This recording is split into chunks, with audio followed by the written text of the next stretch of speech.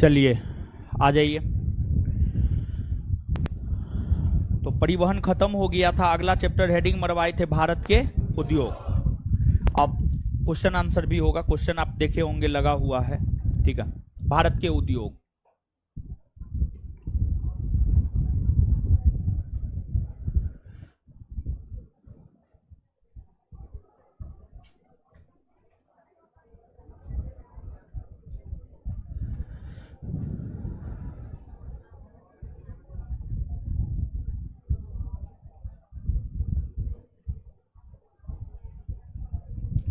Industry of India.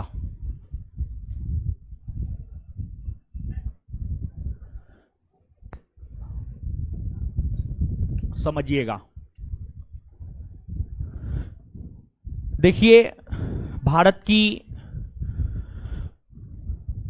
जगह नहीं मिला है जी, नीचे में काहे बैठे हुए हैं, बहुत जगह खाली है उसको जगह उपलब्ध करवाओ जी, है जगह उपलब्ध करवाओ उसको, ठीक है। बैठाइए उसको, बैठाइए कहीं।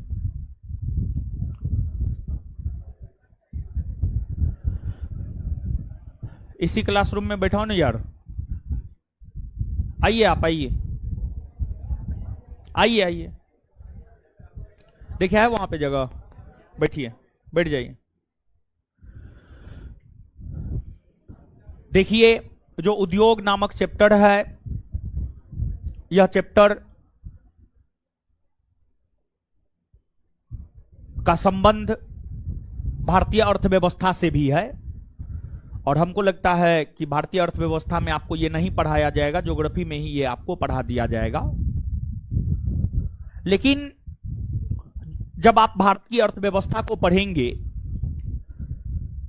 तो आपको यह मालूम होगा कि भारत की अर्थव्यवस्था को 3 क्षेत्र में बांटा गया है, प्राथमिक क्षेत्र, द्वितीयक क्षेत्र, तृतीयक क्षेत्र, प्राइमरी, सेकेंडरी और टर्सरी।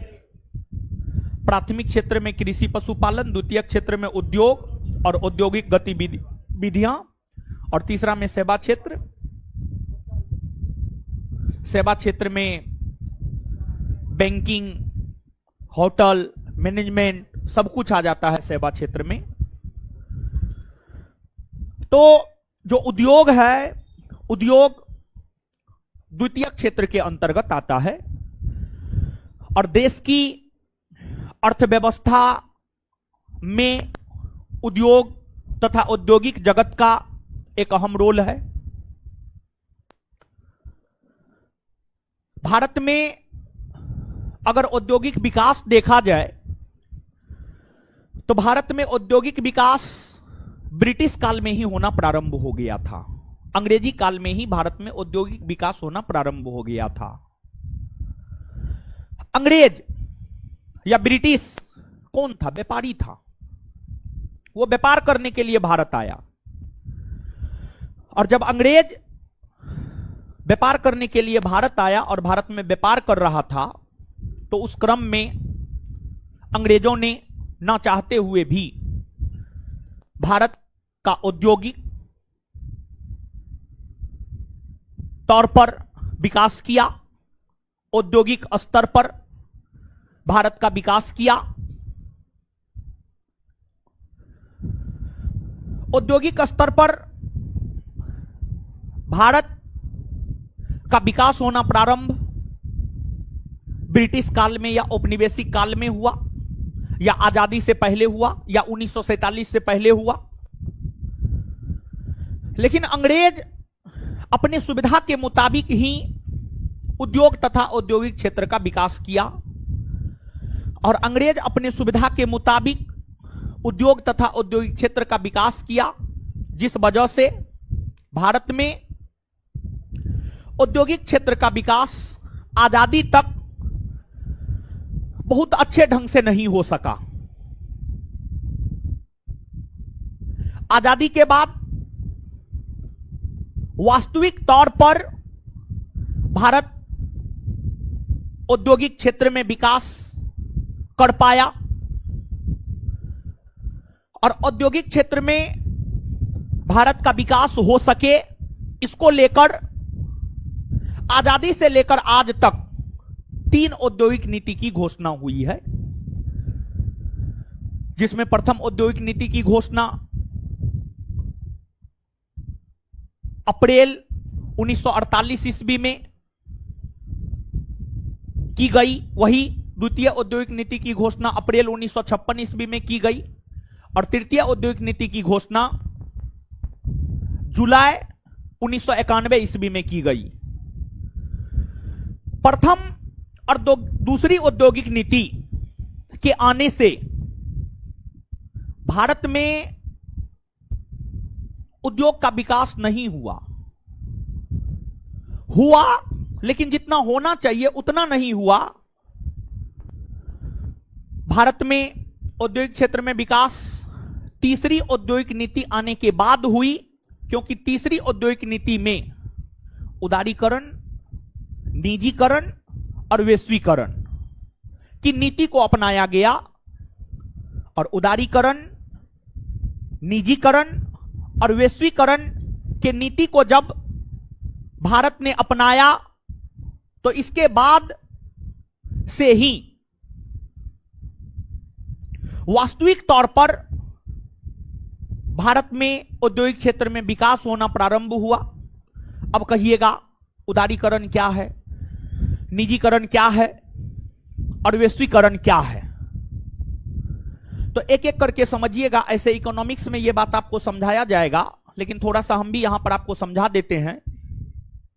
देखिए, वैश्वीकरण भारत के मार्केट को, भारत के बाजार को, भारत के औद्योगिक बाजार को विश्व के औद्योगिक मार्केट से आपस में जोड़ना वैश्वीकरण कहलाता है। दूसरा, निजीकरण, सरकारी कंपनी को प्राइवेट बना देना या प्राइवेट कंपनी के हाथ में दे देना, प्राइवेट घरानों के हाथ में दे देना निजीकरण कहलाता है। और फिर उदारीकरण, देखिए कोई भी कंपनी जो भारत आकर व्यापार करती है तो भारत सरकार कई सारे टर्म्स और कंडीशन लगाता है, और जो भी कंपनी भारत आकर व्यापार करना चाहती है, अगर भारत सरकार के टर्म और कंडीशन को फुलफिल करती है तो वह भारत में व्यापार करेगी, अदरवाइज नहीं करेगी। 1991 के तीसरे औद्योगिक नीति आने से पहले भारत में व्यापार करने को लेकर बहुत सारे टर्म एंड कंडीशन थे, क्योंकि अंग्रेज भी व्यापार करने के लिए ही आया, लेकिन व्यापार करते करते भारत को गुलाम बना लिया। इसलिए भारत सरकार टर्म एंड कंडीशन रखा, लेकिन भारत सरकार ने यह देखा कि समय आ गया है कि टर्म एंड कंडीशन को कम किया जाए, उदार नीति अपनाया जाए, कम से कम टर्म एंड कंडीशन दे, ताकि अधिक से अधिक वैश्विक कंपनी भारत आकर उद्योग लगा सके, भारत के औद्योगिक क्षेत्र में पार्टिसिपेट होकर भारत के उद्योग का विकास कर सके। यही उदारीकरण है। और भारत में उदारीकरण, वैश्वीकरण और निजीकरण की नीति अपनाने के बाद ही वास्तविक तौर पर औद्योगिक क्षेत्र में विकास हुआ। देखिए, यहां पर आप कई सारे उद्योगों के विषय में पढ़ेंगे, जैसे कि आप लौह इस्पात उद्योग के विषय में पढ़ेंगे। लौह इस्पात उद्योग में लोहा का उत्पादन होता है, इस्पात का उत्पादन होता है, आयरन का उत्पादन होता है, और आयरन का काम आज के डेट में कहां नहीं होता है, लोहा का काम कहां नहीं होता है, आप थोड़ा सोच करके देखिए। लगभग हर जगह लोहा का काम होता है। हर चीज में, गाड़ी बनाना हो उसमें भी लोहा का प्रयोग होता है, पंखा बनाना हो उसमें भी लोहा का प्रयोग होता है, घर बनाना हो उसमें भी लोहा का प्रयोग होता है कि नहीं होता है? छड़ के तौर पर होता है ना जी। हर चीज में लोहा का प्रयोग होता है, हर चीज में लोहा का प्रयोग होता है, हर चीज में लोहा का प्रयोग होता है। तो लौह इस्पात उद्योग अपने आप में एक आधारभूत उद्योग माना जाता है, क्योंकि लौह इस्पात उद्योग से लोहा का उत्पादन होता है, और लोहा पर कई सारे उद्योग भी डिपेंडेंट होते हैं, जैसे मशीनरी उद्योग, औजार उद्योग, ये सब लोहा पर डिपेंडेंट होता है, लोहा पर डिपेंडेंट होता है। यही कारण है कि लौह इस्पात उद्योग को जो है आधारभूत उद्योग भी कहा जाता है, आधारभूत उद्योग भी कहा जाता है। और देश में लौह इस्पात उद्योग का विकास किस क्रम में हुआ, देश में लौह इस्पात उद्योग का विकास किस क्रम में हुआ, इसको हम लोग देखेंगे, इसको हम लोग जो है क्रमवार तरीका से देखेंगे। लेकिन उससे पहले कुछ चीजों को आप लिखिए।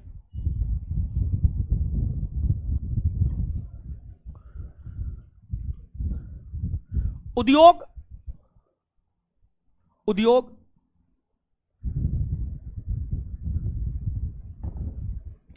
अर्थव्यवस्था के अंतर्गत, उद्योग अर्थव्यवस्था के अंतर्गत, उद्योग अर्थव्यवस्था के अंतर्गत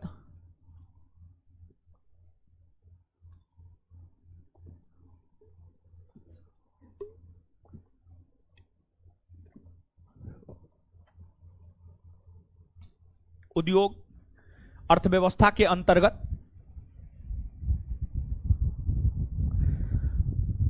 द्वितीयक क्षेत्र में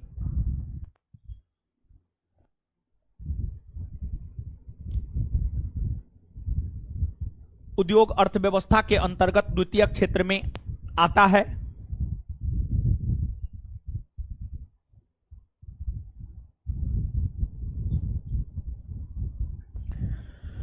भारत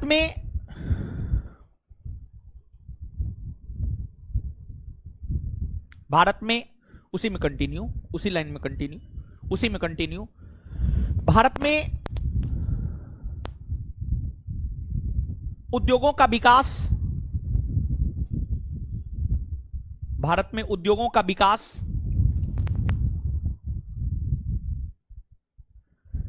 ब्रिटिश काल में ही होना प्रारंभ हुआ।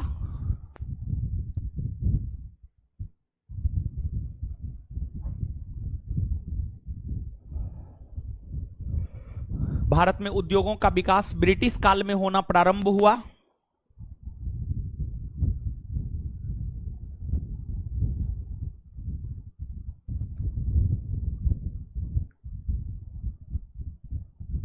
ब्रिटिश काल में होना प्रारंभ हुआ, ब्रिटिश काल में होना प्रारंभ हुआ। लेकिन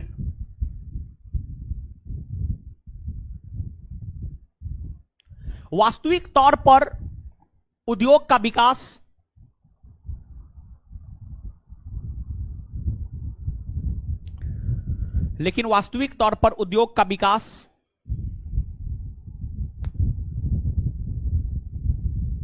स्वतंत्रता के बाद हुआ, स्वतंत्रता के बाद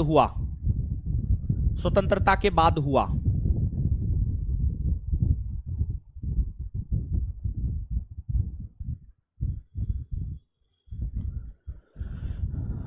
अब दूसरा पॉइंट, ये पहला पॉइंट हो गया, दूसरा पॉइंट,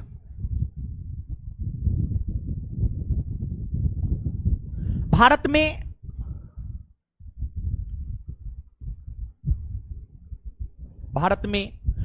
औद्योगिक क्षेत्र में, भारत में औद्योगिक क्षेत्र में तेजी से विकास हो सके, भारत में औद्योगिक क्षेत्र में तेजी से विकास हो सके,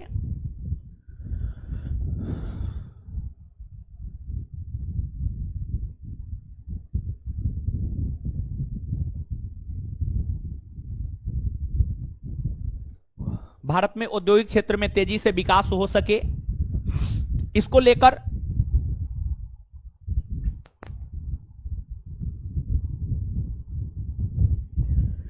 लेकर 3 औद्योगिक नीति की घोषणा हुई है।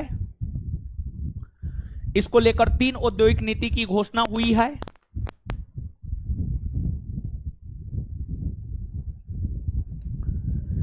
इसको लेकर 3 औद्योगिक नीति की घोषणा हुई है। 3 औद्योगिक नीति की घोषणा हुई है, जिसमें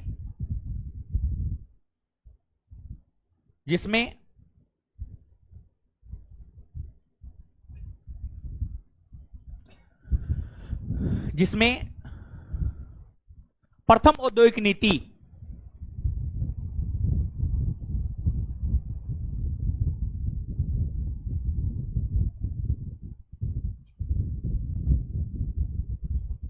प्रथम औद्योगिक नीति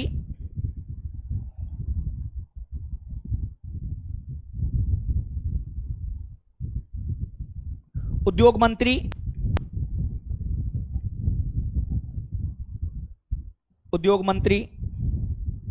श्यामा प्रसाद मुखर्जी के द्वारा, जिसमें प्रथम औद्योगिक नीति उद्योग मंत्री श्यामा प्रसाद मुखर्जी के द्वारा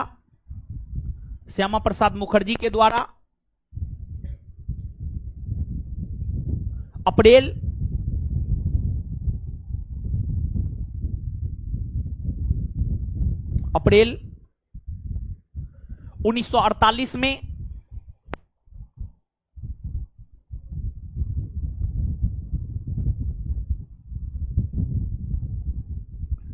1948 में जारी किया गया।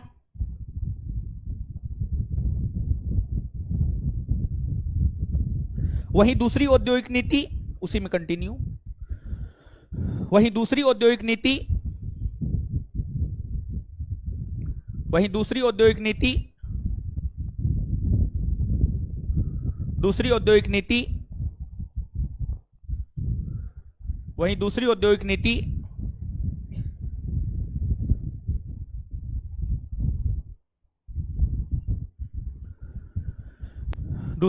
नीति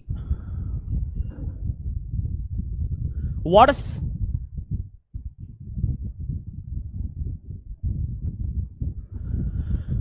1956 में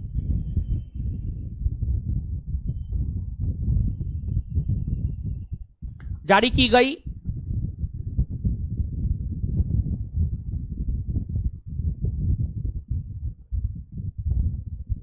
तथा तीसरी औद्योगिक नीति की घोषणा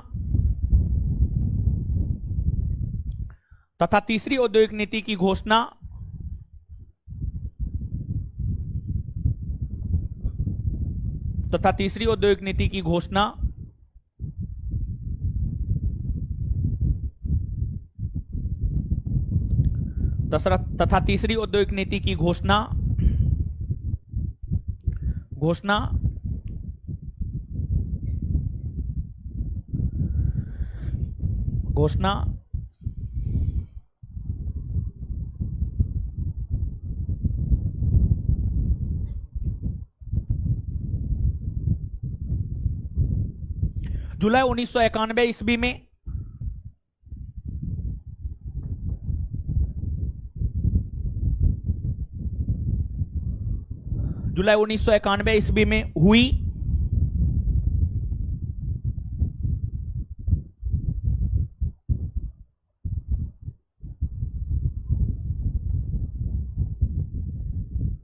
इस औद्योगिक नीति में ही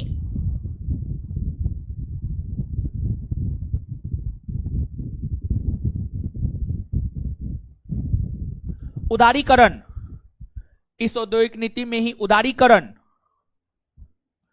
निजीकरण, इस औद्योगिक नीति में ही उदारीकरण, निजीकरण, उदारीकरण, निजीकरण, उदारीकरण, निजीकरण, उदारीकरण, निजीकरण और वैश्वीकरण, और वैश्वीकरण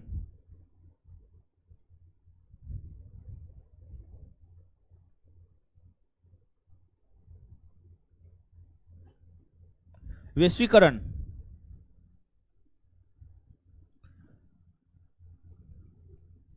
की नीति की घोषणा हुई।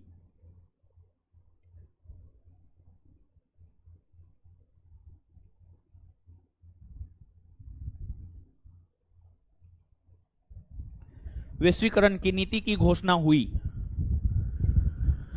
Full stop, full stop. चलिए अब आगे हेडिंग मारिएगा, लौह इस्पात उद्योग।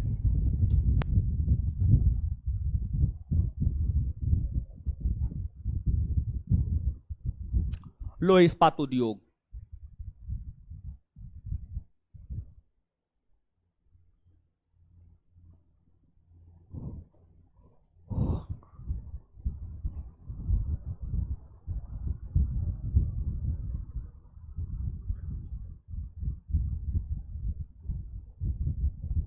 लोह इस्पात उद्योग। अब समझिएगा आप, एक लाइन लिखिए उसमें पहले डैश देकर, लोह इस्पात उद्योग को डैश दे, लोह इस्पात उद्योग में डैश देकर लिखिएगा। इसे आधारभूत उद्योग भी कहा जाता है।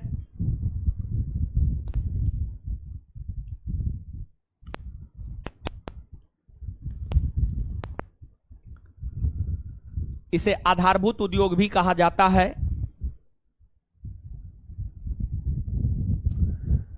इसे आधारभूत उद्योग भी कहा जाता है। इसे आधारभूत उद्योग भी कहा जाता है। इसे आधारभूत उद्योग भी कहा जाता है क्योंकि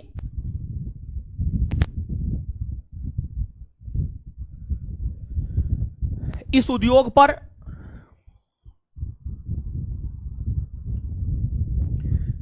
उद्योग पर कई अन्य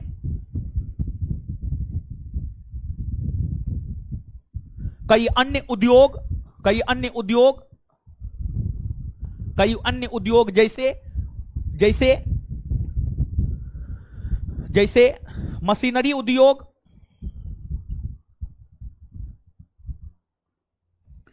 जैसे मशीनरी उद्योग,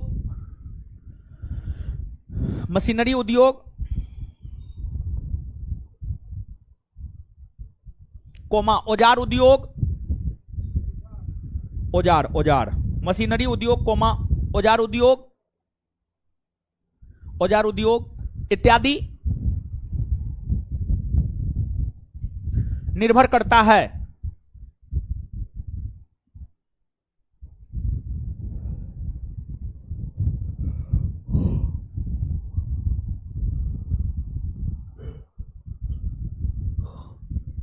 चलिए अब देखिएगा,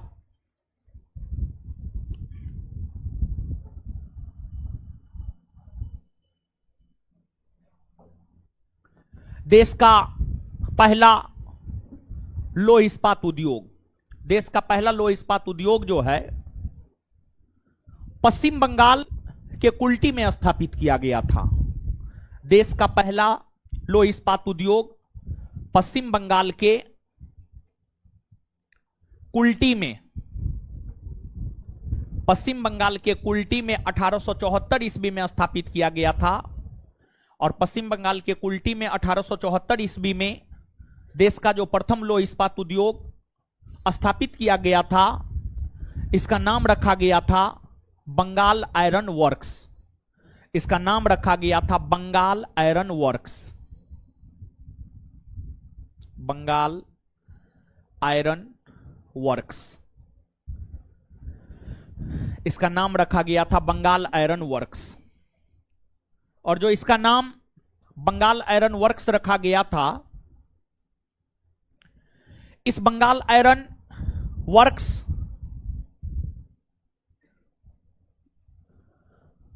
में लोहा बनना प्रारंभ हुआ, लेकिन ब्रिटिशों ने इस उद्योग को उतना पैसा उपलब्ध नहीं करवाया जितना की जरूरत इस उद्योग को था।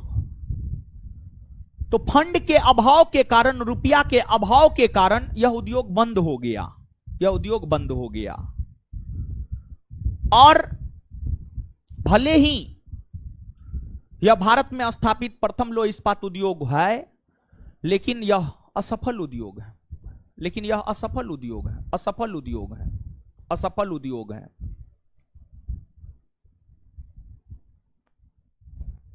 फंड के अभाव के कारण यह उद्योग बंद हो गया। तत्पश्चात बंगाल की सरकार ने इसका अधिग्रहण कर लिया, यानी बंगाल की सरकार जो है इसको खरीद लिया, इसको ले लिया। और बंगाल की सरकार इसका अधिग्रहण करके इसका नाम बदलकर बराकर आयरन वर्क्स रखा। बराकर आयरन वर्क्स रखा, इसका नाम बदलकर बराकर आयरन वर्क्स रखा। बराकर आयरन वर्क्स रखा। यह तो उद्योग असफल हो गया। इसके बाद आपको जमशेदजी टाटा के द्वारा उस समय के बिहार और आज के झारखंड, उस समय के बिहार और आज के झारखंड में जमशेदपुर जमशेदपुर जमशेदपुर जमशेदपुर के अंतर्गत एक शहर था साकची। जमशेदपुर एक बड़ा टाउन है, उसमें एक साकची नामक स्थान है। जमशेदपुर के साकची नामक स्थान पर स्वर्णरेखा और खरकई नदी के संगम पर, स्वर्णरेखा नदी और खरकई नदी के संगम पर, खरकई नदी के संगम पर जमशेदजी टाटा के द्वारा 1907 ईस्वी में, जमशेदजी टाटा के द्वारा 1907 ईस्वी में एक उद्योग की स्थापना की गई, जिसे नाम दिया गया Tata iron and steel company. Tata iron and steel company, उसको शॉर्ट में कहा जाता है टिस्को, शॉर्ट में कहा जाता है टिस्को, शॉर्ट में टिस्को कहा जाता है। Tata iron and steel company, T Tata, I से आयरन, एस से स्टील, सीओ से company, Tata iron and steel company. यह आपको 1907 में उस समय के बिहार, वर्तमान के झारखंड में जमशेदपुर के साकची नामक स्थान पर स्वर्णरेखा और खरकई नदी के संगम पर 1907 में स्थापित किया गया था। और यह जो टिस्को है, Tata iron and steel company, यह भारत का प्रथम सफलतम लौह इस्पात उद्योग है। यह भारत का प्रथम सफलतम लौह इस्पात उद्योग है। यह भारत का प्रथम सफलतम लौह इस्पात उद्योग है। और देखिए, लौह इस्पात उद्योग को, लौह इस्पात उद्योग की स्थापना आखिरकार बंगाल, झारखंड, ओडिशा के क्षेत्र में ही क्यों हुआ? इसके पीछे रीजन था। देखिए, जैसे मान लिया जाए आपको चाय बनाना है, तो चाय बनाने के लिए आपको चीनी चाहिए, चाय पत्ती चाहिए, दूध चाहिए, गैस चाहिए, लाइटर चाहिए, इतना कुछ चाहिए, और एक आदमी भी चाहिए, और पानी भी चाहिए, बर्तन भी चाहिए, इतना कुछ चाहिए। ठीक है, इतना कुछ चाहिए चाय बनाने के लिए। उसी प्रकार से, और अगर मान लिया जाए इतना कुछ उपलब्ध है तो चाय आराम से बन जाएगा। उसी प्रकार से लौह इस्पात उद्योग को चलाने के लिए कच्चा माल चाहिए, कोयला चाहिए, इलेक्ट्रिसिटी चाहिए, यानी विद्युत चाहिए, मजदूर चाहिए। ये सब चीज जहां पर उपलब्ध होगा वहां पर लौह इस्पात उद्योग का विकास हो जाएगा। तो कच्चे माल, कोयला, श्रम यानी मानव श्रम, इस सब की उपस्थिति इस क्षेत्र में जो है आपको देखने को मिलता है। यही कारण है कि इस क्षेत्र में लौह इस्पात उद्योग का विकास हुआ। तो यहां पर अगर आपसे सीधा पूछा जाए देश का प्रथम लौह इस्पात उद्योग कब और कहां स्थापित हुआ, तो पश्चिम बंगाल के कुल्टी में 1874 में। लेकिन यहीं पर पूछा जाए देश का प्रथम सफलतम लौह इस्पात उद्योग कब और कहां स्थापित हुआ, तो आंसर हो जाएगा 1907 ईस्वी में जमशेदपुर में। और अगर नाम पूछेगा तो टिस्को हो जाएगा। क्या हो जाएगा? टिस्को हो जाएगा। तो नीचे से लिखना प्रारंभ कीजिए। लिखिए,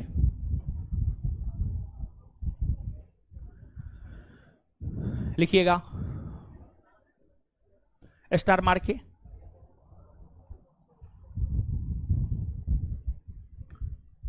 देश का प्रथम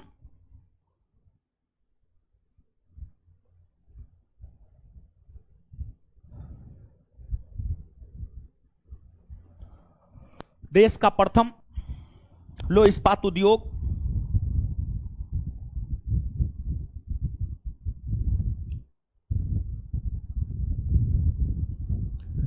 देश का प्रथम लौह इस्पात उद्योग, देश का प्रथम लौह इस्पात उद्योग,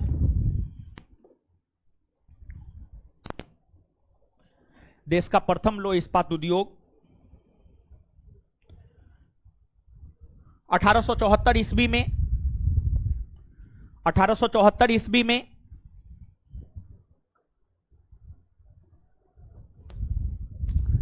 पश्चिम बंगाल के कुल्टी में, पश्चिम बंगाल के कुल्टी में पश्चिम बंगाल के कुल्टी में बंगाल आयरन वर्क्स के नाम से, पश्चिम बंगाल के कुल्टी में पश्चिम बंगाल के कुल्टी में बंगाल आयरन वर्क्स के नाम से, पश्चिम बंगाल के कुल्टी में बंगाल आयरन वर्क्स के नाम से, पश्चिम बंगाल के कुल्टी में बंगाल आयरन वर्क्स के नाम से, पश्चिम बंगाल के कुल्टी में बंगाल आयरन वर्क्स के नाम से स्थापित किया गया।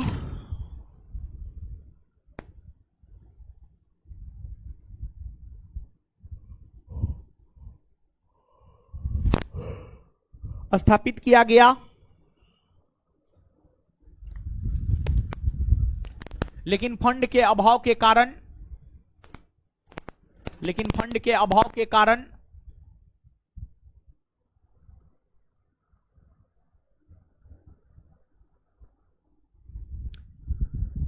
लेकिन फंड के अभाव के कारण लेकिन फंड के अभाव के कारण लेकिन फंड के अभाव के कारण यह उद्योग असफल हो गया।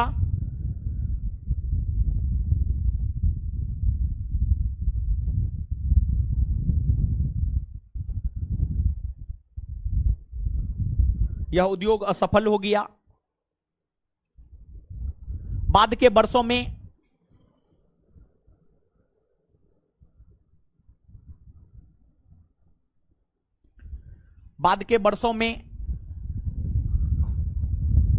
बंगाल की सरकार ने इसका अधिग्रहण कर लिया।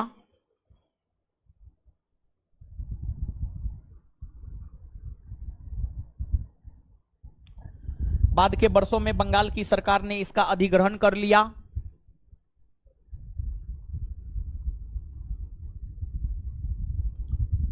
बाद के वर्षों में बंगाल की सरकार ने इसका अधिग्रहण कर लिया। बाद के वर्षों में बंगाल की सरकार ने इसका अधिग्रहण कर लिया, इसका अधिग्रहण कर लिया और नाम अधिग्रहण कर लिया और इसका नाम बदलकर अधिग्रहण कर लिया और इसका नाम बदलकर और इसका नाम बदलकर और इसका नाम बदलकर बराकर आयरन वर्क्स कर दिया और इसका नाम बदलकर बराकर आयरन वर्क्स कर दिया और इसका नाम बदलकर बराकर आयरन वर्क्स कर दिया और इसका नाम बदलकर बराकर आयरन वर्क्स कर दिया और इसका नाम बदलकर बराकर आयरन वर्क्स कर दिया और इसका नाम बदलकर बराकर आयरन वर्क्स कर दिया।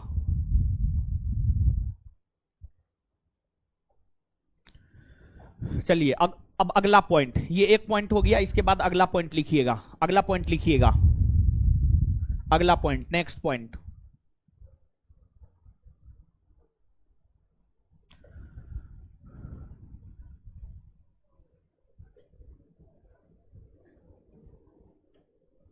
भारत का प्रथम सफलतम लौह इस्पात उद्योग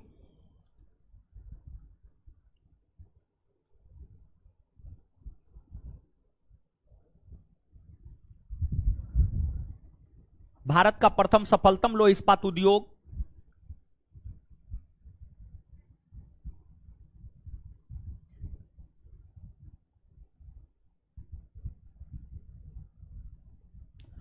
भारत का प्रथम सफलतम लौह इस्पात उद्योग भारत का प्रथम सफलतम लौह इस्पात उद्योग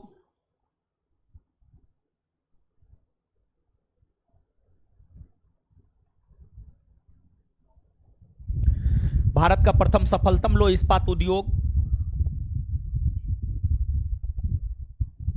Tata iron and steel company है, Tata iron and steel company है,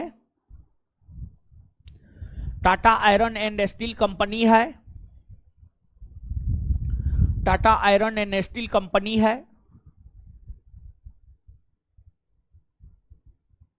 Tata iron and steel company है, जिसे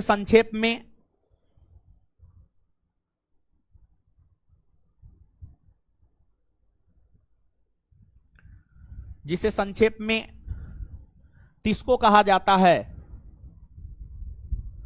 जिसे संक्षेप में टिस्को कहा जाता है, जिसे संक्षेप में टिस्को TISCO, जिसे संक्षेप में टिस्को कहा जाता है।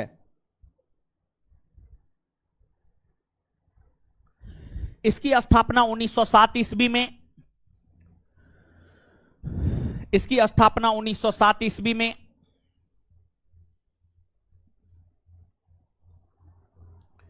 इसकी स्थापना 1907 ईस्वी में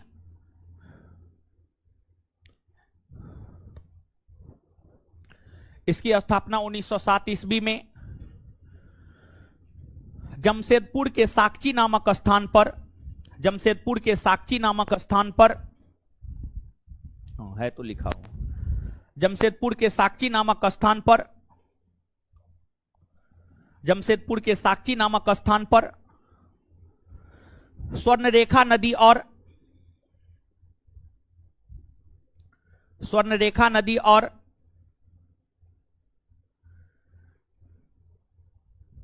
स्वर्णरेखा नदी और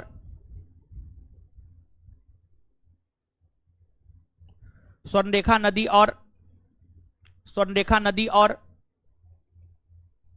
स्वर्णरेखा नदी और स्वर्णरेखा नदी और खरकई नदी के संगम पर, स्वर्णरेखा नदी और खरकई नदी के संगम पर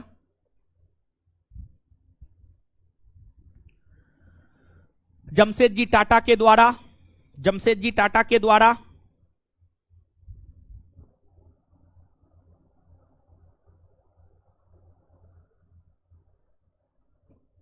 जमशेदजी टाटा के द्वारा स्थापित किया गया।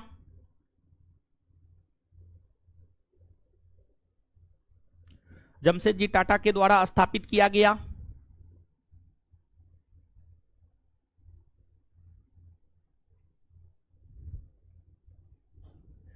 इस लौह इस्पात उद्योग को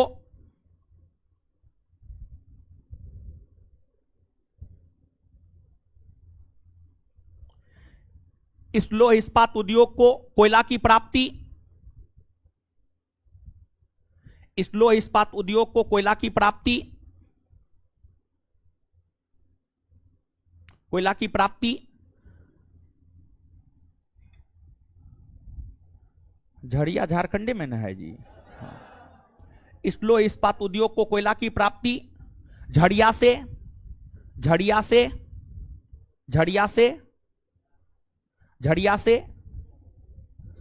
और लौह अयस्क की प्राप्ति, और लौह अयस्क की प्राप्ति, और लौह अयस्क की प्राप्ति, और लौह अयस्क की प्राप्ति झारखंड के सिंहभूम, झारखंड के सिंहभूम, झारखंड के सिंहभूम, झारखंड के सिंहभूम और ओडिशा के, झारखंड के सिंहभूम और ओडिशा के बादाम पहाड़, ओडिशा के बादाम पहाड़, ओडिशा के बादाम पहाड़, ओडिशा के बादाम पहाड़ और गुरु महिसानी से होता है। ओडिशा के बादाम पहाड़ और गुरु महिसानी से होता है। ओडिशा के बादाम पहाड़ और गुरु महिसानी से होता है।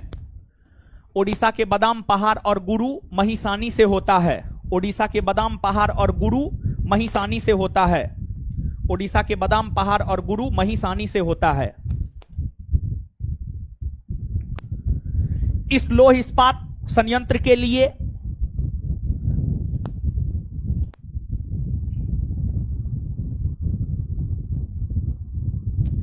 इस लौह इस्पात संयंत्र के लिए कोलकाता बंदरगाह, इस लौह इस्पात संयंत्र के लिए कोलकाता बंदरगाह,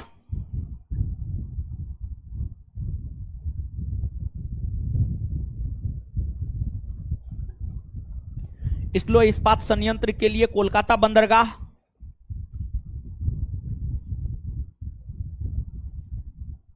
कोलकाता बंदरगाह,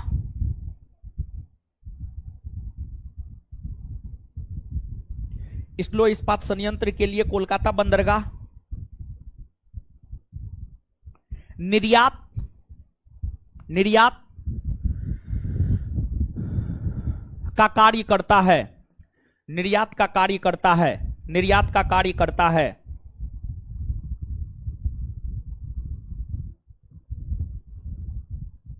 चलिए इसके बाद आगे देखिएगा। इसके बाद जो है आगे आपको और भी कई सारे लौह इस्पात उद्योग की स्थापना हुई, जैसे पश्चिम बंगाल के बर्नपुर में, जैसे पश्चिम बंगाल के बर्नपुर में जो है, पश्चिम बंगाल के बर्नपुर में दामोदर नदी के तट पर, पश्चिम बंगाल के बर्नपुर में दामोदर नदी के तट पर, दामोदर नदी के तट पर इसको IISCO, इसको लौह इस्पात संयंत्र की स्थापना हुई। इसका फुल फॉर्म होता है Indian iron and steel company. Indian iron and steel company की स्थापना 1918 ईस्वी में हुई, 1918 ईस्वी में हुई। फिर आपको कर्नाटक में वर्ष 1923 ईस्वी में, कर्नाटक में वर्ष 1923 ईस्वी में शिमोगा जिला में भद्रा नदी के तट पर, कर्नाटक के शिमोगा जिला में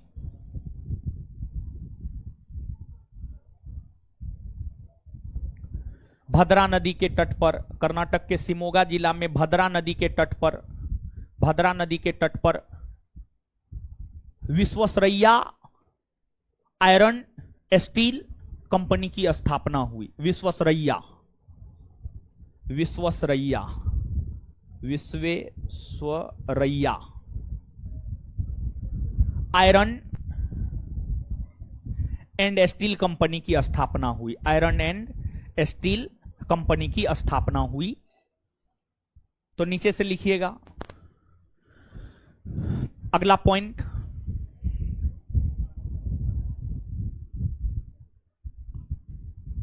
पश्चिम बंगाल के बर्नपुर में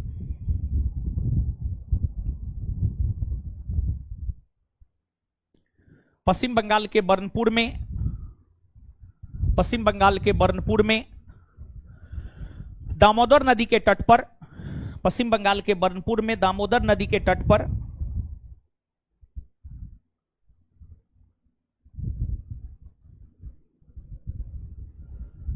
पश्चिम बंगाल के बर्नपुर में दामोदर नदी के तट पर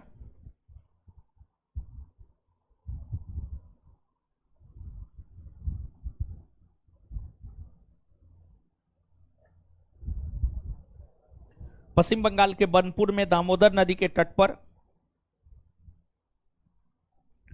1918 ईस्वी में 1918 ईस्वी में 1918 ईस्वी में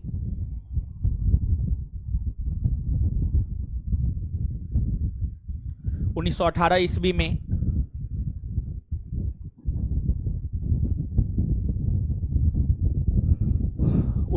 ईस्वी में Indian iron and steel company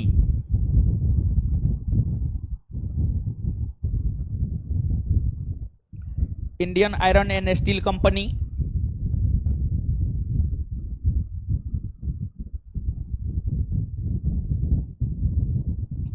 Indian iron and steel company की स्थापना हुई।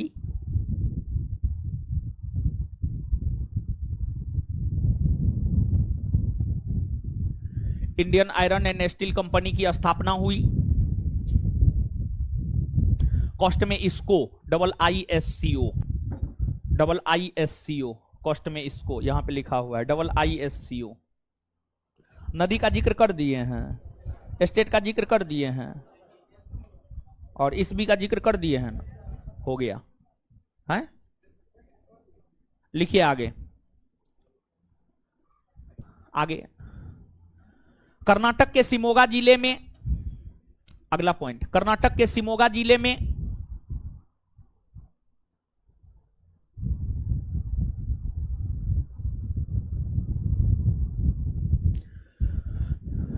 कर्नाटक के शिमोगा जिले में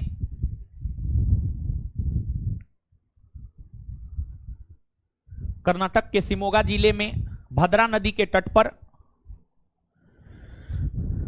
कर्नाटक के शिमोगा जिले में भद्रा नदी के तट पर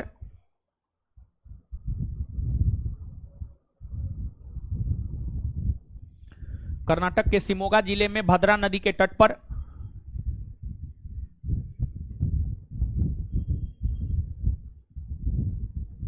1923 ईस्वी में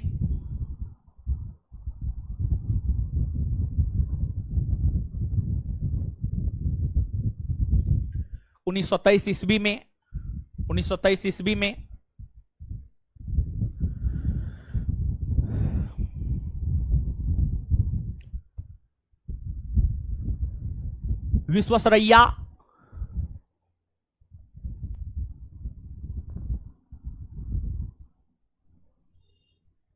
Visvesvaraya iron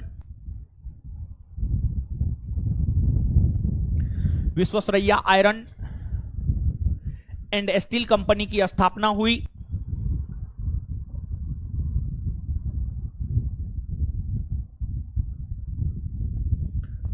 Visvesvaraya iron and steel company की स्थापना हुई। Visvesvaraya iron and steel company की स्थापना हुई।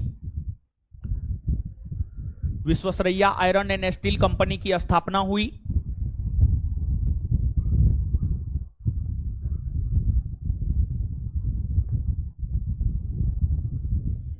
Full stop.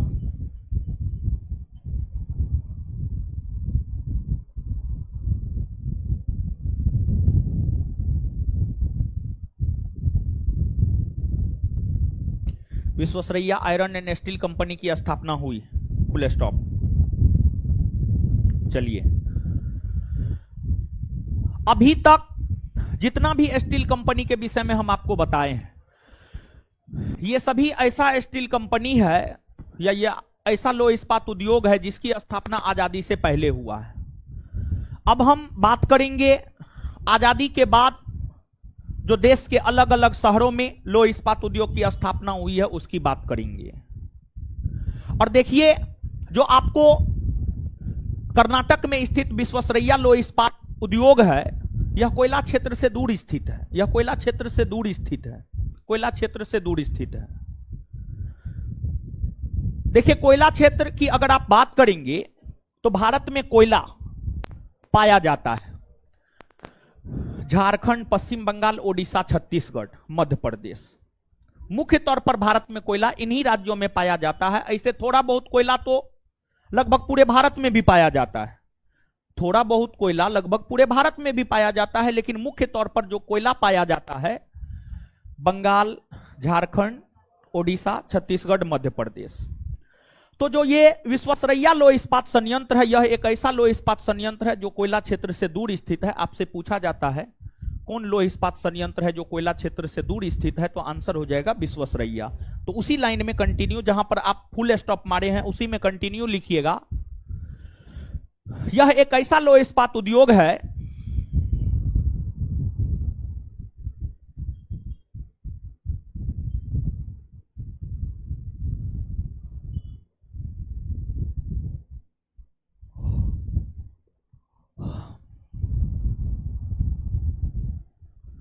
यह एक ऐसा लो इस्पात उद्योग है यह एक ऐसा लो इस्पात उद्योग है यह एक ऐसा लो इस्पात उद्योग है यह एक ऐसा लो इस्पात उद्योग है यह एक ऐसा लो इस्पात उद्योग है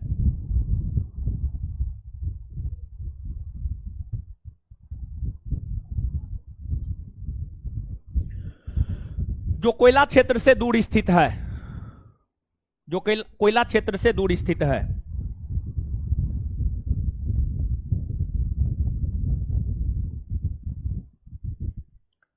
जो कोयला क्षेत्र से दूर स्थित है।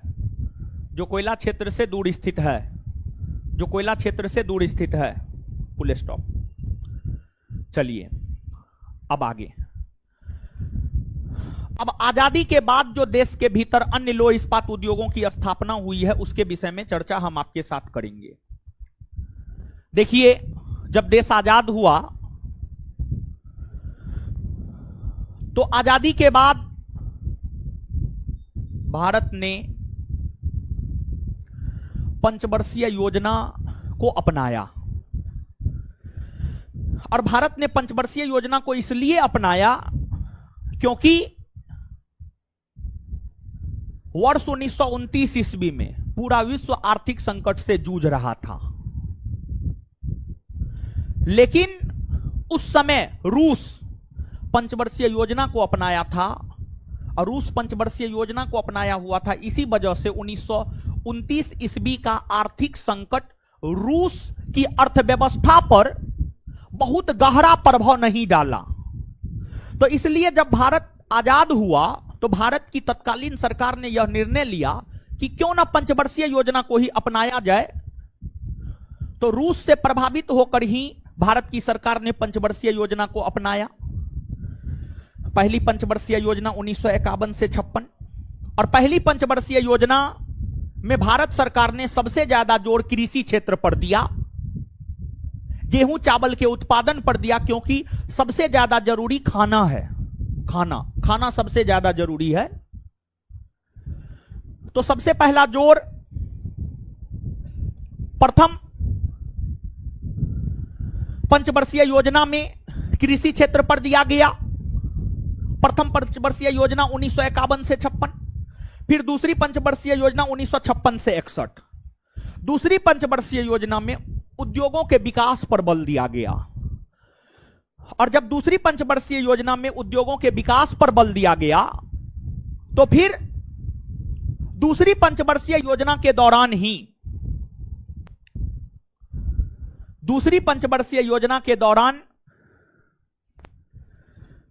आपको दुर्गापुर लौह इस्पात संयंत्र की स्थापना, राउरकेला लौह इस्पात संयंत्र की स्थापना और भिलाई लौह इस्पात संयंत्र की स्थापना हुई। द्वितीय पंचवर्षीय योजना के दौरान पश्चिम बंगाल में दुर्गापुर लौह इस्पात संयंत्र की स्थापना ब्रिटेन के मदद से हुई।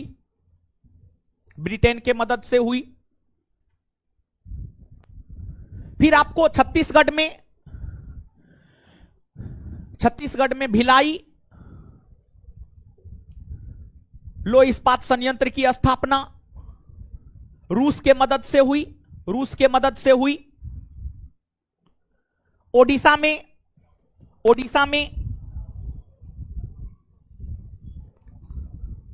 राउरकेला लौह इस्पात संयंत्र की स्थापना जर्मनी के मदद से हुई। ओडिशा में राउरकेला लौह इस्पात संयंत्र की स्थापना जर्मनी के मदद से हुई।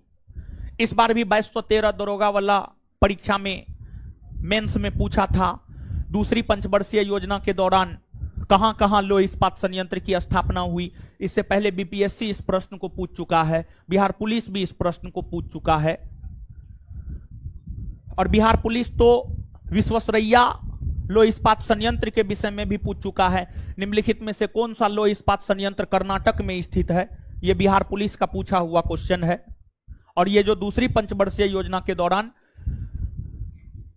ओडिशा के राउरकेला में लौह इस्पात संयंत्र की स्थापना जर्मनी के मदद से, छत्तीसगढ़ में भिलाई लौह इस्पात संयंत्र की स्थापना रूस के मदद से, और पश्चिम बंगाल के दुर्गापुर में लौह इस्पात संयंत्र की स्थापना ब्रिटेन के मदद से हुई। यह प्रश्न बीपीएससी, बिहार दरोगा, बिहार पुलिस लगभग हर परीक्षा पूछ चुका है। एसएससी, रेलवे, यूपीएससी लगभग हर परीक्षा इस प्रश्न को पूछ चुका है और आगे भी आपसे आपके परीक्षा में यह प्रश्न पूछा जाएगा। तो नीचे से लिखिएगा। अगला पॉइंट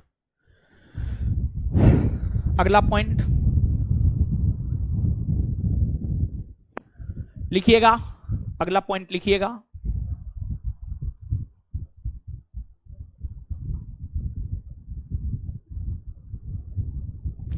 आजादी के बाद भारत ने आजादी के बाद भारत ने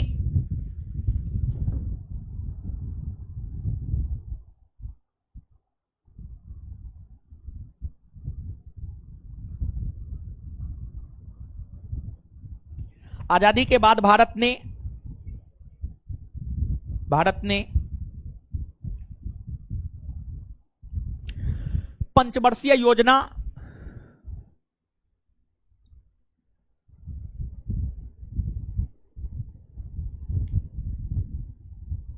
को अपनाया।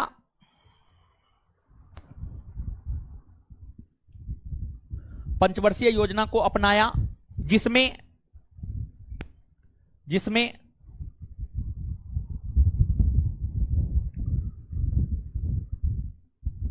द्वितीय पंचवर्षीय योजना के दौरान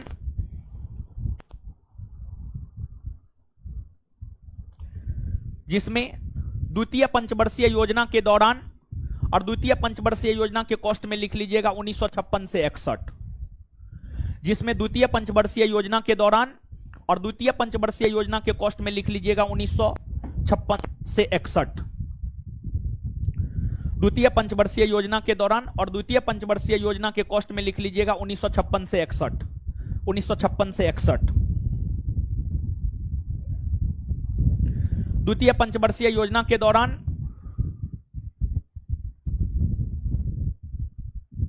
द्वितीय पंचवर्षीय योजना के दौरान द्वितीय पंचवर्षीय योजना के दौरान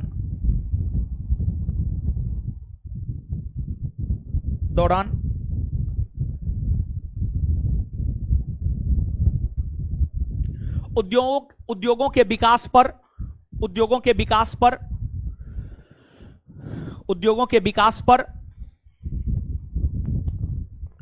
बल दिया गया। उद्योगों के विकास पर बल दिया गया।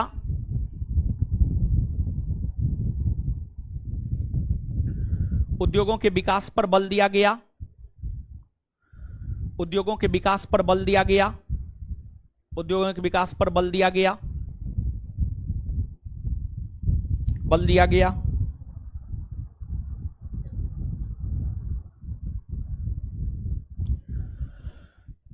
और फिर द्वितीय पंचवर्षीय योजना के दौरान ही उसी लाइन में कंटिन्यू। और फिर द्वितीय पंचवर्षीय योजना के दौरान ही और फिर द्वितीय पंचवर्षीय योजना के दौरान ही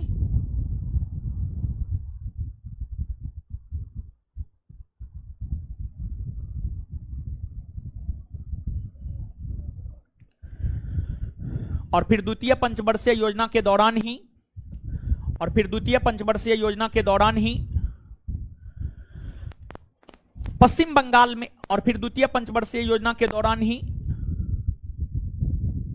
पश्चिम बंगाल में ब्रिटेन के सहयोग से पश्चिम बंगाल में ब्रिटेन के सहयोग से पश्चिम बंगाल में ब्रिटेन के सहयोग से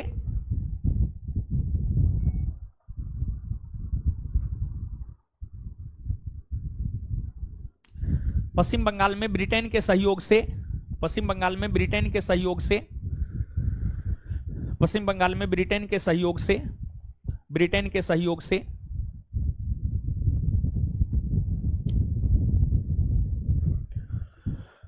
दुर्गापुर लो इस्पात संयंत्र दुर्गापुर लो इस्पात संयंत्र दुर्गापुर लो इस्पात संयंत्र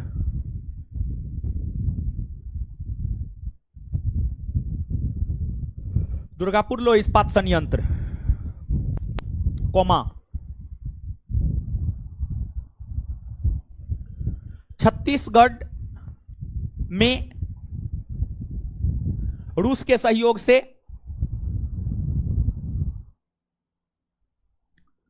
छत्तीसगढ़ में रूस के सहयोग से छत्तीसगढ़ में रूस के सहयोग से भिलाई लो इस्पात संयंत्र छत्तीसगढ़ में रूस के सहयोग से भिलाई लो इस्पात संयंत्र, छत्तीसगढ़ में रूस के सहयोग से भिलाई लो इस्पात संयंत्र, और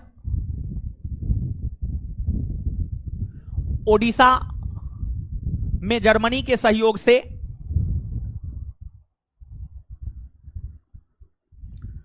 ओडिशा में जर्मनी के सहयोग से ओडिशा में जर्मनी के सहयोग से ओडिशा में जर्मनी के सहयोग से ओडिशा में जर्मनी के सहयोग से ओडिशा में जर्मनी के सहयोग से ओडिशा में जर्मनी के सहयोग से राउरकेला लो इस्पात संयंत्र, ओडिशा में जर्मनी के सहयोग से राउरकेला लो इस्पात संयंत्र, ओडिशा में जर्मनी के सहयोग से राउरकेला लो इस्पात संयंत्र, ओडिशा में जर्मनी के सहयोग से राउरकेला लो इस्पात संयंत्र की स्थापना, ओडिशा में जर्मनी के सहयोग से राउरकेला लो इस्पात संयंत्र की स्थापना, राउरकेला लो इस्पात संयंत्र की स्थापना की गई।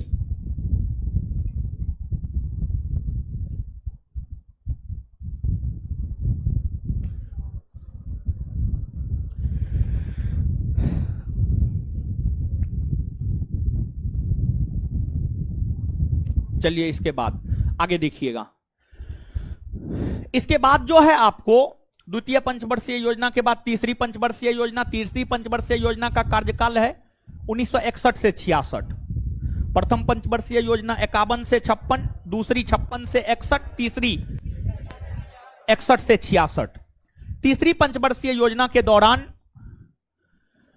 झारखंड के बोकारो में 1964 ईस्वी में रूस की सहायता से, झारखंड के बोकारो में 1964 ईस्वी में रूस की सहायता से बोकारो लो इस्पात संयंत्र की स्थापना की गई। तो नीचे से लिखिएगा नेक्स्ट पॉइंट, अगला पॉइंट।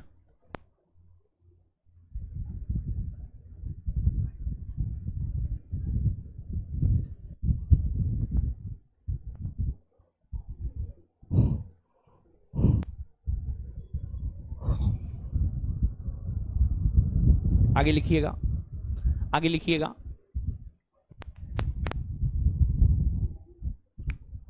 तीसरी पंचवर्षीय योजना के दौरान 1964 ईस्वी में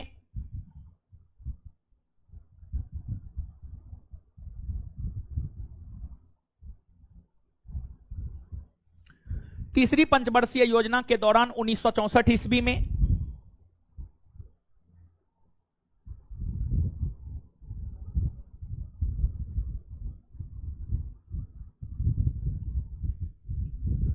तीसरी पंचवर्षीय योजना के दौरान 1964 ईस्वी में तीसरी पंचवर्षीय योजना के दौरान 1964 ईस्वी में तीसरी पंचवर्षीय योजना के दौरान 1964 ईस्वी में 1964 ईस्वी में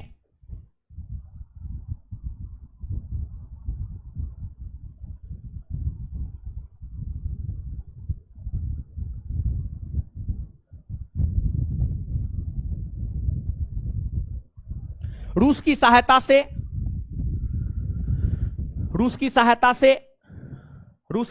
से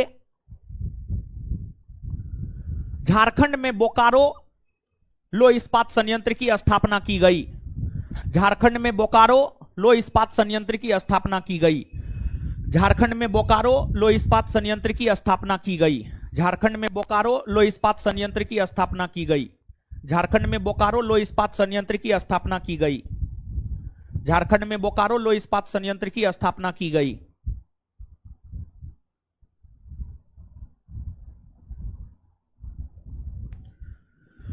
झारखंड में बोकारो लो इस्पात संयंत्र की स्थापना की गई।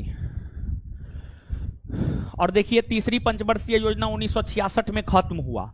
उसके बाद 3 साल का योजना अवकाश रहा 1966 से 69, फिर 69 से 74 चौथी पंचवर्षीय योजना, फिर 74 से 78 पांचवी पंचवर्षीय योजना, और फिर 78 से 80 रोलिंग प्लान। 1 वर्ष के लिए योजना आया था, 5 वर्ष के लिए नहीं बल्कि 1 वर्ष के लिए योजना आया था 1978 से 80 के दौरान। और फिर 80 से 85 छठी पंचवर्षीय योजना, और 1980 से 85 जो कि छठी पंचवर्षीय योजना है, छठी पंचवर्षीय योजना के दौरान भारत में 2 और लो इस्पात संयंत्र काम करना शुरू किया। और छठी पंचवर्षीय योजना के दौरान भारत में जो 2 और लो इस्पात संयंत्र काम करना शुरू किया, उसमें एक आंध्र प्रदेश में स्थापित किया गया और एक तमिलनाडु में स्थापित किया गया। आंध्र प्रदेश में विशाखापत्तनम लो इस्पात संयंत्र स्थापित किया गया। आंध्र प्रदेश में विशाखापत्तनम लो इस्पात संयंत्र स्थापित किया गया। और जो विशाखापत्तनम लो इस्पात संयंत्र था, यह देश का प्रथम समुद्र तटीय लो इस्पात संयंत्र था, जो 1982 ईस्वी से काम करना शुरू किया। और तमिलनाडु में सलेम लो इस्पात संयंत्र था, वह भी 1982 ईस्वी से काम करना शुरू किया। और सलेम लो इस्पात संयंत्र में जो है स्टेनलेस स्टील का उत्पादन किया जाता था, स्टेनलेस स्टील का उत्पादन किया जाता है। सलेम लो इस्पात संयंत्र जो कि तमिलनाडु में है, इसमें स्टेनलेस स्टील का उत्पादन किया जाता है। केमिस्ट्री में बताया जाएगा स्टेनलेस स्टील क्या होता है, क्या नहीं होता है। तो नीचे से लिखिएगा,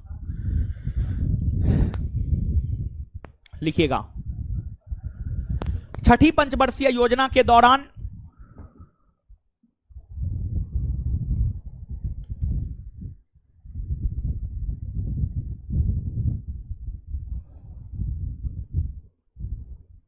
छठी पंचवर्षीय योजना के दौरान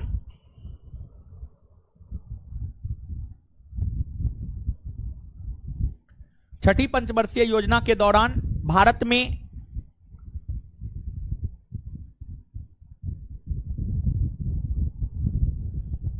छठी पंचवर्षीय योजना के दौरान भारत में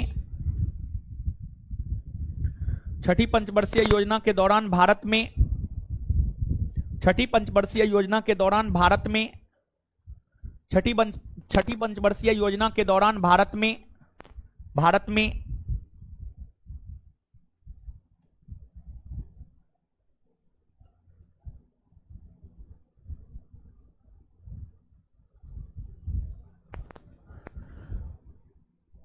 दो अन्य इस्पात संयंत्र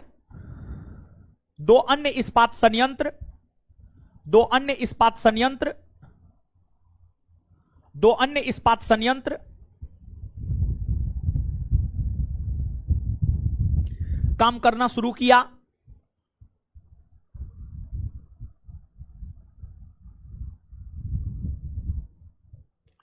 दो अन्य इस्पात संयंत्र काम करना शुरू किया, जिसमें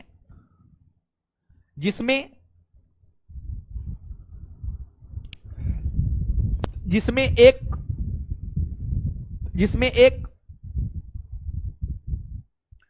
विशाखापत्तनम लो इस्पात संयंत्र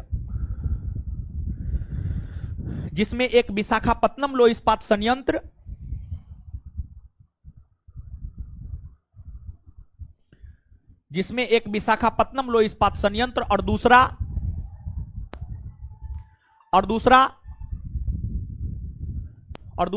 सलेम लो इस्पात संयंत्र था। और दूसरा सलेम लो इस्पात संयंत्र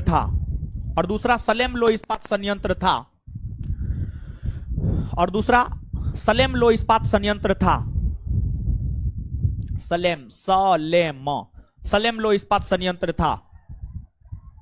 फुल स्टॉप। विशाखापत्तनम लो इस्पात संयंत्र भारत के आंध्र प्रदेश राज्य में स्थित है। विशाखापत्तनम लो इस्पात संयंत्र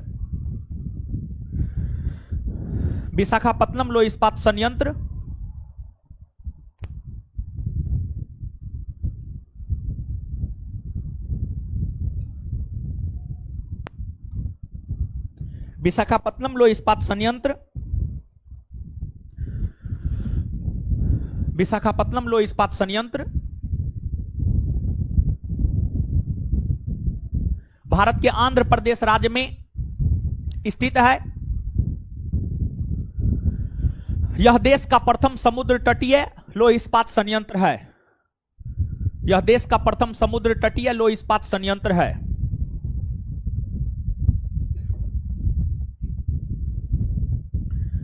यह देश का प्रथम समुद्र तटीय लो इस्पात संयंत्र है। यह देश का प्रथम समुद्र तटीय लो इस्पात संयंत्र है। यह देश का प्रथम समुद्र तटीय लो इस्पात संयंत्र है। यह देश का प्रथम समुद्र तटीय लौह इस्पात संयंत्र है। यह देश का प्रथम समुद्र तटीय लौह इस्पात संयंत्र है। Full stop. सलेम लौह इस्पात संयंत्र तमिलनाडु राज्य में है। सलेम लौह इस्पात संयंत्र तमिलनाडु राज्य में है। सलेम लौह इस्पात संयंत्र तमिलनाडु राज्य में है। सलेम लौह इस्पात संयंत्र तमिलनाडु राज्य में है।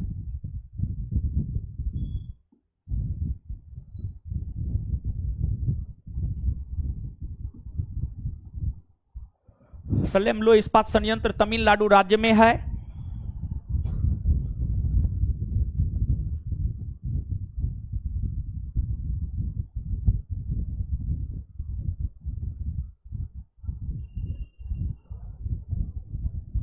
यहां स्टेनलेस स्टील का उत्पादन होता है। यहां स्टेनलेस स्टील का उत्पादन होता है। यहां स्टेनलेस स्टील का उत्पादन होता है। यहां स्टेनलेस स्टील का उत्पादन होता है। यहां स्टेनलेस स्टील का उत्पादन होता है। यहां स्टेनलेस स्टील का उत्पादन होता है। चलिए, जितना लिखाए हैं पढ़िए। ऊपर वाले लोग जाना न है, पढ़ना है। याद करवाएंगे, फिर क्वेश्चन करवाएंगे नदी वाला, ठीक है? तो इसलिए पढ़िए जल्दी, जितना लिखा है उसको पढ़िए।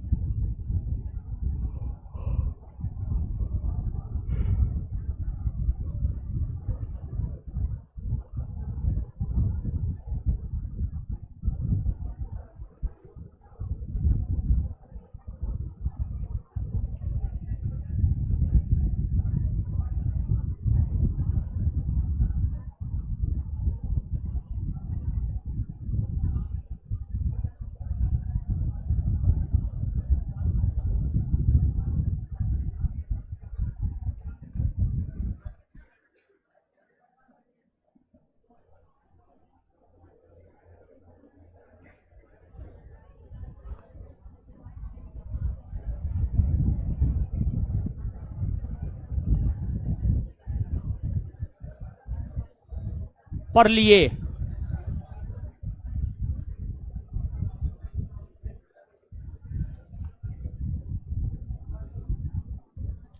पढ़ लिए जी। चलिए,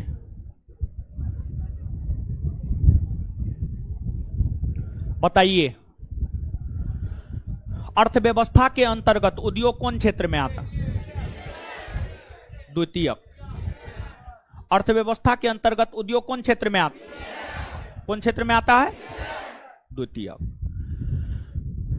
इसके बाद भारत की पहली औद्योगिक नीति कब घोषित हुई है? 1900। भारत की पहली औद्योगिक नीति कब घोषित हुई है? द्वितीय 1956। तृतीय किस औद्योगिक नीति में वैश्वीकरण, निजीकरण, उदारीकरण को अपनाया गया? किसमें? किस औद्योगिक नीति में वैश्वीकरण, निजीकरण, उदारीकरण की नीति को अपनाया? किसमें? तीसरा। इसके बाद आगे बताइएगा कि जो है आपको देश में प्रथम लौह इस्पात संयंत्र किस राज्य में स्थापित हुआ? पश्चिम बंगाल के कुल्टी में ना। कब? 1800 क्या नाम था? Bengal iron works. Bengal iron. आगे, देश का प्रथम सफलतम लौह इस्पात उद्योग? टिस्को। देश का प्रथम सफलतम लौह इस्पात उद्योग? देश का प्रथम सफलतम लौह इस्पात कहां है? ये कहां है? देश का प्रथम सफलतम लौह इस्पात उद्योग कहां है? जमशेदपुर के कौन नदी के संगम पर? स्वर्णरेखा। और इसकी स्थापना कब हुई है? कब हुई है? अच्छा, इसके बाद आगे बताइएगा कि बर्नपुर में दामोदर नदी के तट पर इसको लौह इस्पात संयंत्र की स्थापना कब हुई है? इसको लौह इस्पात संयंत्र की स्थापना कब हुई है? यह कौन नदी के तट पर है? कौन राज्य में है? विश्वेश्वरैया लौह इस्पात संयंत्र कौन राज्य में है? कौन नदी के तट पर? कब स्थापित हुआ है? कब स्थापित हुआ है? किस पंचवर्षीय योजना में उद्योगों के विकास पर बल दिया गया? आए? किस पंचवर्षीय योजना में उद्योगों के विकास पर बल दिया गया? और दूसरी पंचवर्षीय योजना के दौरान पश्चिम बंगाल में दुर्गापुर लौह इस्पात संयंत्र स्थापित हुआ। किसकी मदद से? ओडिशा में राउरकेला लौह इस्पात संयंत्र स्थापित हुआ। किसकी मदद से? छत्तीसगढ़ में भिलाई लौह इस्पात संयंत्र स्थापित हुआ। किसकी मदद से? और तीसरी पंचवर्षीय योजना के दौरान झारखंड के बोकारो लौह इस्पात संयंत्र की स्थापना 1964 में किस देश के मदद से हुआ? रूस के मदद से। किस देश के मदद से? और फिर देश का प्रथम समुद्र तटीय लौह इस्पात संयंत्र कौन है? विशाखापत्तनम। विशाखा देश का प्रथम समुद्र तटीय लौह इस्पात संयंत्र कौन है? कहां है ये? और सलेम लौह इस्पात संयंत्र कहां है? कहां है? स्टेनलेस स्टील का उत्पादन कौन करता है? कौन करता है? इससे आगे अगले क्लास में पढ़ेंगे। आ जाइए क्वेश्चन पे आ जाइए। नदियों के अपवाह निम्नलिखित में से किन कारकों पर निर्भर करती है? यानी नदी जो बहती है, नदी के अपवाह कहने का मतलब हुआ नदी के उद्गम स्थल से लेकर संगम या मोहाना। नदी के उद्गम स्थल से लेकर संगम या मोहाना, वही नदी का अपवाह होता है।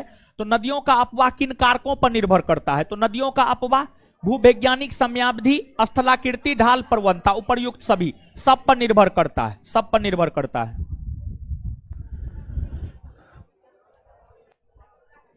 जब नदियों की जलधाराएं उस स्थान के स्थलीय ढाल के अनुसार बहती है तो मुख्य नदी तथा उसकी सहायक नदियों के द्वारा वृक्ष के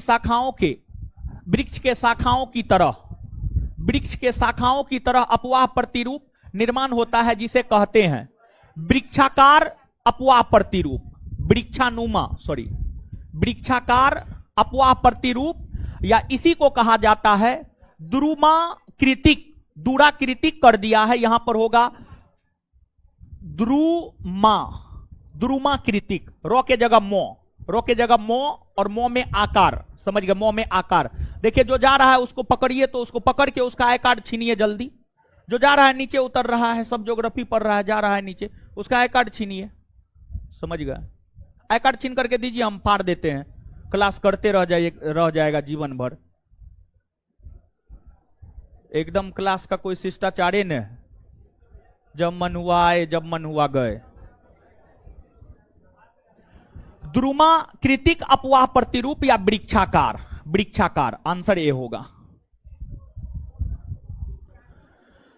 जब मुख्य नदियों एक दूसरे के समानांतर बहती हो तथा सहायक नदियां उनसे समकोण पर मिलती हो तो ऐसे प्रतिरूप को कहते हैं जालीनुमा अपवाह प्रतिरूप। पूर्ववर्ती नदियों के संबंध में कौन सा कथन सही है? आप याद कीजिए, पूर्ववर्ती नदी के विषय में बहुत बात बताए हैं।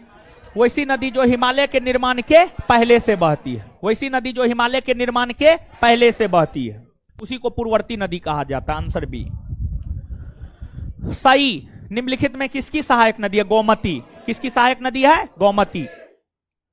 देखिए, अगर मान लिया जाए कि आपके पास क्वेश्चन नहीं है, जीएस क्या है जानते हैं? जीएस एक ऐसा विषय है जिसको जितना बार देखिएगा, जितना बार सुनिएगा, जितना बार रिवीजन कीजिएगा, उतना आपका पक्का होगा, उतना वो चीज आपका अपना होगा, और जितना उसको छोड़िएगा उतना वो चीज जो है आपका अपना नहीं होगा।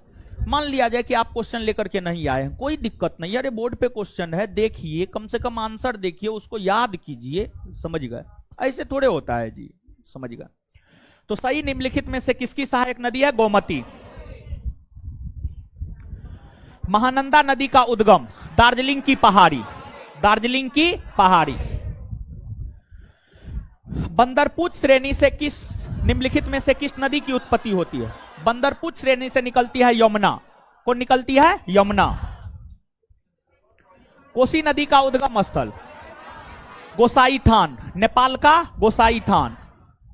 सिंघाबा श्रेणी से निम्नलिखित में से किस नदी का उद्गम होता है? महानदी, महानदी का उद्गम होता है। मेहद झील से किस नदी का उद्गम होता है? माही। सब चीज पढ़ाया हुआ है, समझ गए? 300 प्लस क्वेश्चन है, उसमें 250 क्वेश्चन, 250 प्लस क्वेश्चन पढ़ाया हुआ है। कुछ ही ऐसा क्वेश्चन है जो नहीं पढ़ाया हुआ है, सब चीज पढ़ाया हुआ है ये सब। पेरियार किस राज्य की सबसे लंबी नदी है? केरल। उत्तरी पूर्वी भारत की सबसे मीठे पानी की झील लोकटक झील, मणिपुर में है। विश्व का एकमात्र तैरता हुआ झील केबुल लामजाओ नेशनल पार्क किस झील में अवस्थित है? लोकटक झील, मणिपुर में। निम्नलिखित में से कौन भारत की सबसे लंबी झील है? बेम्बानड। केरल में स्थित बेम्बानड भारत की सबसे लंबी झील है। यह उत्तरी सरकार तट में अवस्थित भारत की सबसे बड़ी लेगून एवं खारे पानी की झील है। यह रामसर सूची में भी शामिल है। निम्नलिखित में से किस झील की यह विशेषता है? ओडिशा के चिल्का झील। निम्नलिखित को सुमेलित कीजिए। नौकिचिया ताल झील उत्तराखंड, पाला झील मिजोरम, उमियम झील मेघालय, सोन झील, सोनबिल झील, दीपोर बिल झील असम में है। BDAC।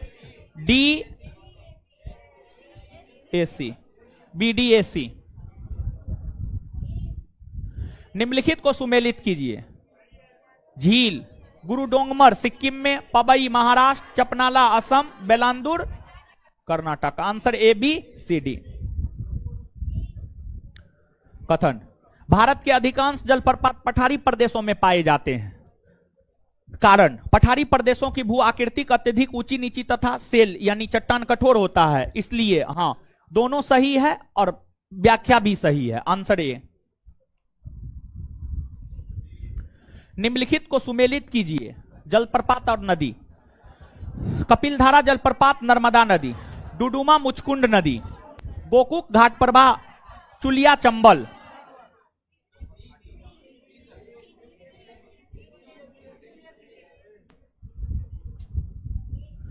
निम्नलिखित को सुमेलित कीजिए। जलप्रपात और नदी। साडनी शंख नदी झारखंड, दसम कांची नदी झारखंड, गौतम धारा रारू नदी झारखंड, दूध सागर मांडवी नदी गोवा। Answer ABCD। कौन सुमेलित नहीं है? संबलपुर महानदी सही है। सांगली कावेरी नदी नहीं, सांगली महाराष्ट्र में कृष्णा नदी पर है, कृष्णा नदी पर है।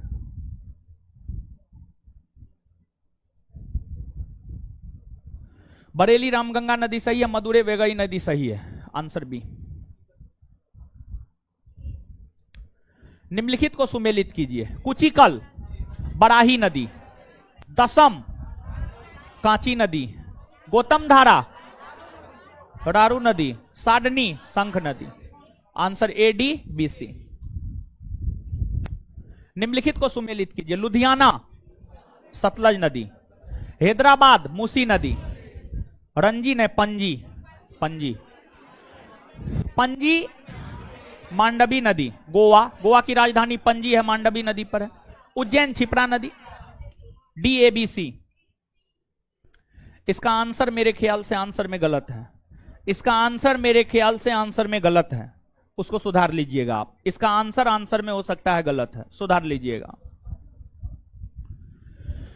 सिंधु नदी अपवाह तंत्र की भारत में कुल लंबाई, देखिए एक तो सिंधु नदी की कुल लंबाई है 2880 किलोमीटर और भारत में इसकी लंबाई है 1114 किलोमीटर, 1114 किलोमीटर।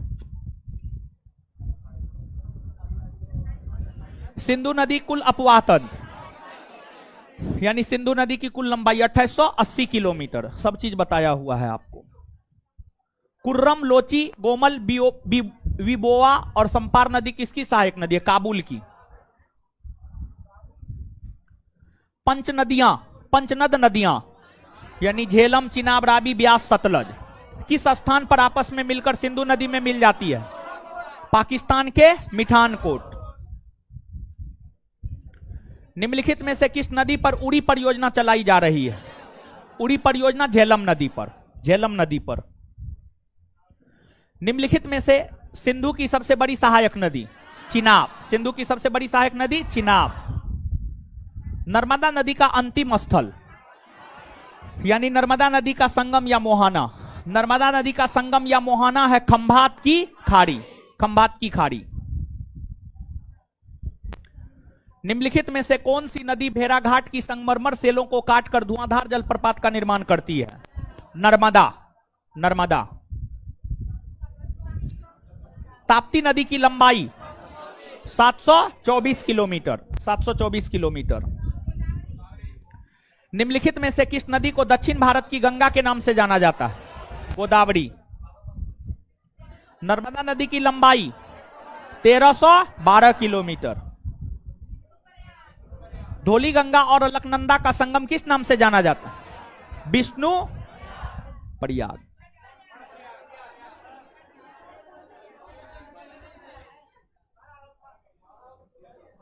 बताइए, पांचों प्रयाग बताइए। 5 प्रयाग बताए हुए हैं, जब गंगा नदी बताए थे, पांचों प्रयाग बताए हुए थे। फटाफट बोलिए, एकदम में बोलिए। फटा खोज के लो रे, फटा खोज के लो। हाँ बोलो।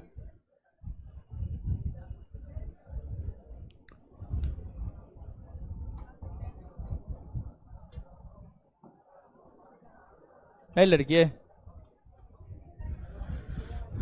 बोलिए एकदम में।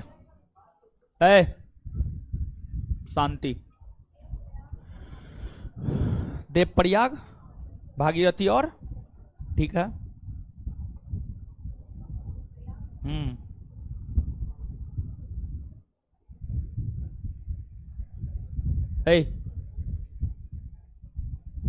एकदम में बोलो, एकदम में। पांचों प्रयाग काइन पर हम ठेका लिए हैं। खड़ा हो, खड़ा हो, हाँ खड़ा हो, खड़ा हो। पांचों प्रयाग एकदम में।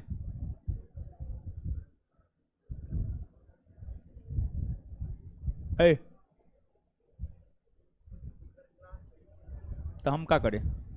कब एडमिशन हुआ है? मई में, तो उसके बाद ही ना पढ़ाए हैं।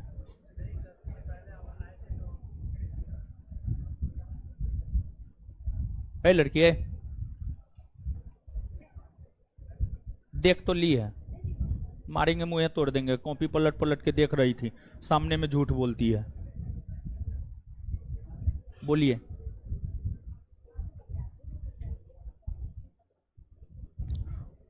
तो कौन नदी का संगम है, कहां पर, ये बोलिए ना, वो तो ठीक है।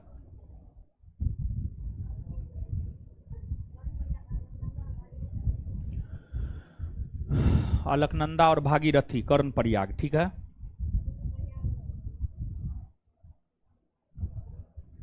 देखिए स्थिति क्या है, 5 बार बताए थे बताने वक्त। लीजिए लीजिए लीजिए लीजिए लीजिए ना, हम कहीं मार देंगे हमको। हटिए,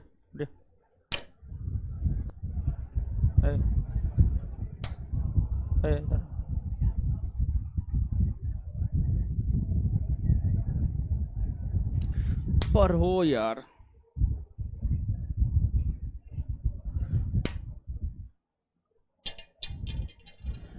पिंडार और अलकनंदा के संगम को किस नाम से जाना जाता है? कर्ण प्रयाग। कौन नाम से? कर्ण प्रयाग।